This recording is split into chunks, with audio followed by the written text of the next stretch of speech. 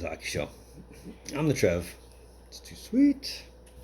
Anyway, by the time I started giving you some 2021 or 21-22 material, I'm still stuck on last season. That's terrible. But anyway, this is usually the video I go over before every season begins. I've done it for the last couple seasons. I'm sure you can check out my last one. This is 10 bold predictions for the NHL season. Let's do it.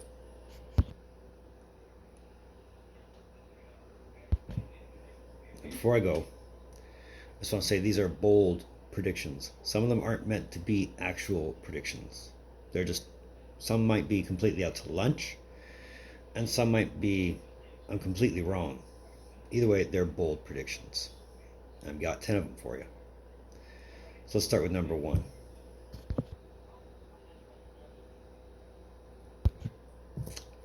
As much as I want to think they're bold and out to lunch, I think this one might actually be accurate. No Olympic participation for the 2022 games. And the reasoning is very simple. We're not over what's going on. We won't be for some time, I imagine. And despite the best laid plans and the best made efforts, I just don't think the NHL or the Olympic Committee, for that matter, will want to jeopardize the risk and well-being and health in professional athletes in something that's supposed to be for the best amateurs. But we'll get on my Olympic opinion a different day. I just think for right now, there won't be an NHL at the Olympics. Sure, they're scheduled for it. I think they'll just take that as the break and go from there.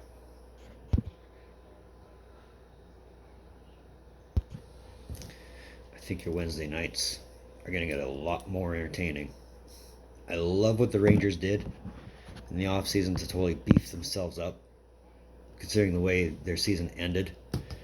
Last season, there's no way they're going to let that slide, and given the fact that you're competing against not just the Capitals, but Tom Wilson and the Capitals, of course you're going to go out and get the lion in the jungle, that being Ryan Reeves, and those games are going to get a lot more vicious, I think, anyway.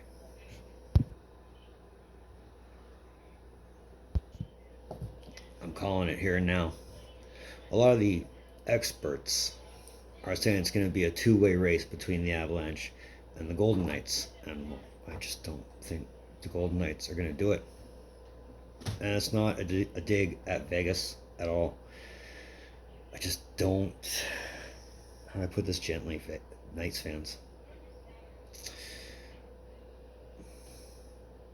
I don't think they're going to be the same Vegas Golden Knights they've been the last 4 seasons. And I think that's directly related to the moves they've made. But either way,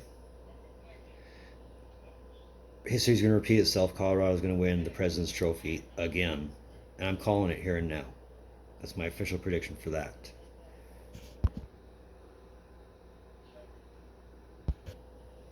Of course I'm going to include the Kraken in this video. Why not? It's their inaugural season.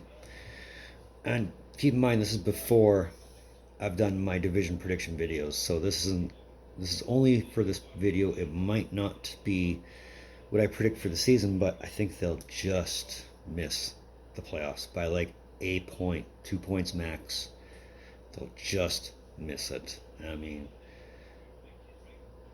in a division that I can totally see as being the weakest or one of the weakest divisions in the league, it might suck, but it'll only be the first season. I mean, yeah, the expectation is obviously playoffs or bust for first season, but I think 2 points shy, max.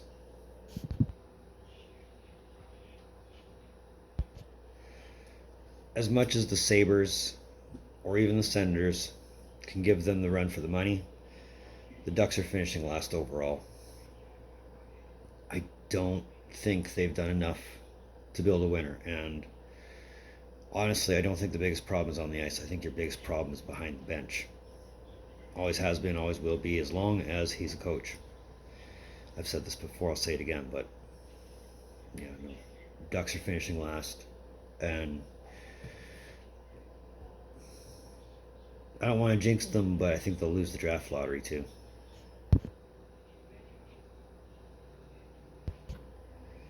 Now, given the season he had last season, where he was pushing 2 points a game almost in 56 games, I think he'll push that and then some.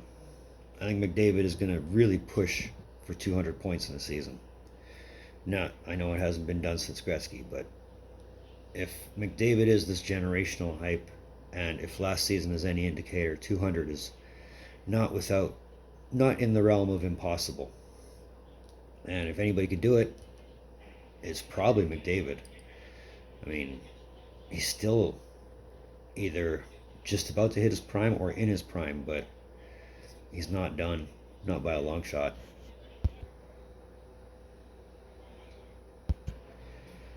I think it's a foregone conclusion at this point to say Ovi's going to finish third in career goals leaders.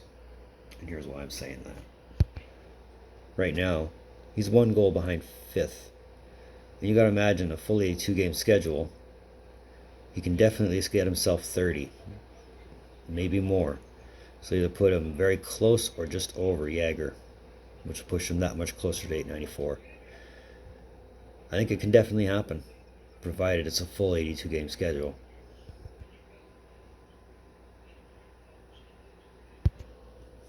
Now, as I'm recording this, Eichel still hasn't been traded. Everybody else who kind of let on that they wanted out has been. I mean, Reinhardt's gone to Florida. Ristolainen's gone to Philly.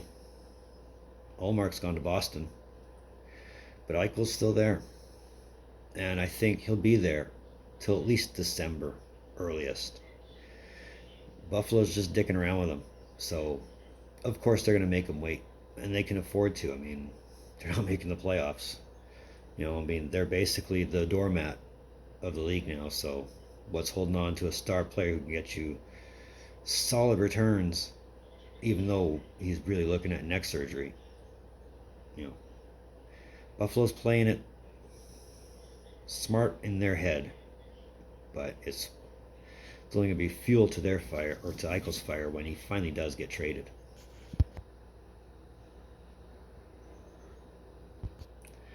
This one kind of ties in with number 10. Games are going to get rescheduled. Games are going to get postponed and rescheduled. With what's going on, with numbers going back up, with everything the way it is, it's going to be a matter of no choice. And that's probably why they're taking the Olympic break, because if they do have to reschedule, they have that break to do it. But expect it. I mean, maybe not as much as last season, where they postponed and rescheduled, I think, 56 games. They're playing the regular season into the playoffs. So hopefully it doesn't get to that point, but expect rescheduled games.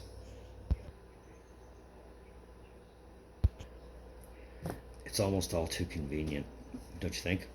They're moved to the Central Division from the Pacific. They're being kicked out of Gila River Arena.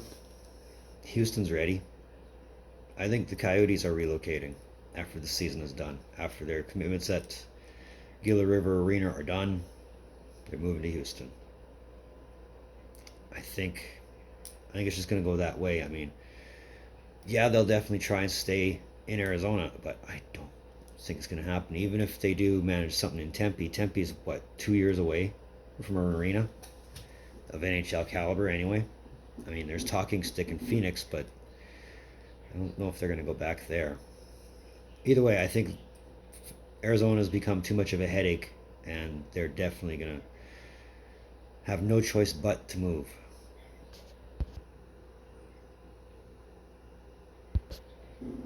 So that was my 10 bold predictions for the 21-22 season. This has been another one of Trev's Hockey Shows. I want to thank you for tuning in. Don't think I don't appreciate the gesture, especially if you've made it to this point. You enjoyed hearing me talk, and I enjoy talking, so it's a good thing either way around. But since you're here, give me that like. While you're at it, hit that red button that says subscribe, because you know you want to, and I know you want to, and we want to get to 100. Subscribe makes you feel good, so let's do it. All my socials are in the description down below. Moving forward, because we're taking a break from the favorites jerseys, and this might have been the break, but either way, in the meantime, and in between time, be on the lookout for more videos from Trev. Later.